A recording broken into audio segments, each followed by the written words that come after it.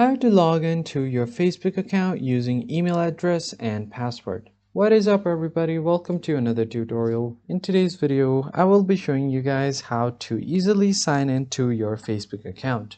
But before getting started, don't forget to hit the like button down below and subscribe to the channel.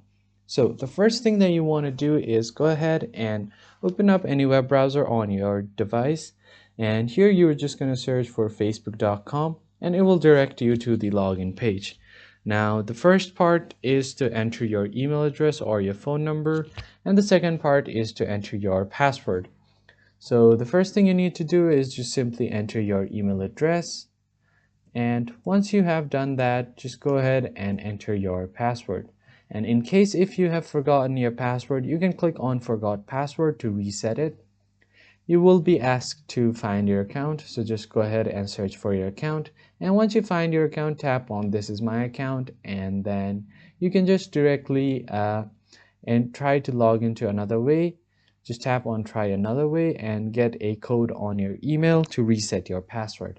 I'm not going to do that right now because I remember my password, and from here you can just click on log in and you will be easily logged into your account.